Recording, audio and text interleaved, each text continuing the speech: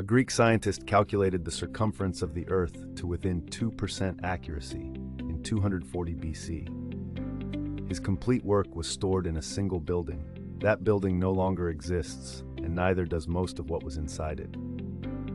Forget the dramatic fire story you've heard 100 times. The real tragedy of the Library of Alexandria isn't how it was destroyed, it's what was destroyed with it. And when you see the specifics, you'll understand why some historians believe it set human civilization back by 1,000 years. Let's start with what we know was there. The library held an estimated 400,000 to 700,000 scrolls, the largest collection of knowledge in the ancient world. We're not talking about copies of the same few texts. These were original works from every corner of the Mediterranean, the Middle East, and beyond. Ships arriving in Alexandria's harbor were required by law to surrender any manuscripts on board. Scribes would copy them, keep the originals, and return the copies. The library was essentially running a forced backup of all human knowledge, and then that backup was the only copy that survived. Here's what most people get wrong. They think ancient knowledge was primitive. It wasn't. Aristarchus of Samos proposed a heliocentric model of the solar system, that the Earth orbits the Sun, 18 centuries before Copernicus. His full proofs were in Alexandria. Gone. Eratosthenes didn't just estimate Earth's circumference, he calculated the tilt of Earth's axis to within half a degree. His methodology texts? Gone. Heron of Alexandria built a working steam engine called the Aeolipile in the 1st century AD, a steam engine. If that technology had been developed instead of lost, the Industrial Revolution could have started a millennium earlier. But it gets worse.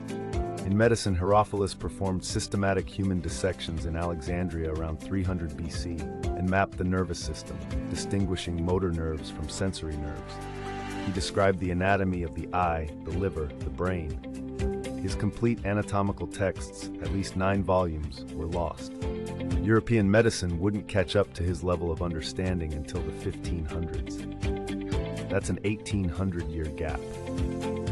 Think about how many people died from treatable conditions during those 18 centuries because the knowledge simply vanished.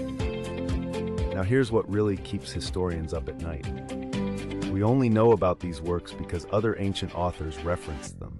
Aristarchus, Eratosthenes, Herophilus. We have fragments, summaries, mentions in other people's writing.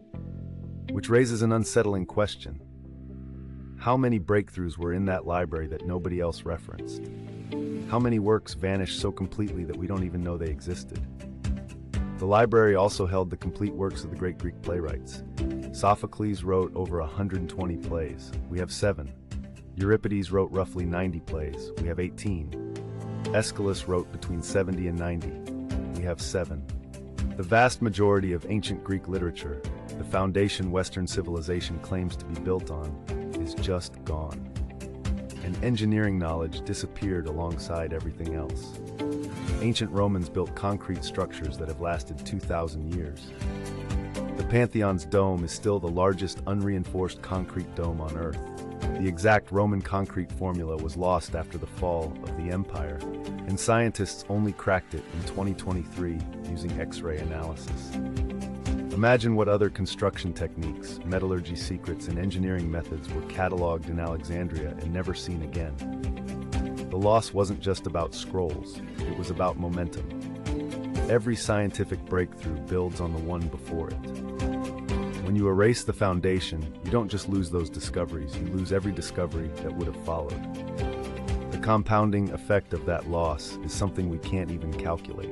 We rebuilt civilization without those scrolls. But the next time someone calls the ancient world primitive, remember, they had heliocentrism, steam power, and neuroscience.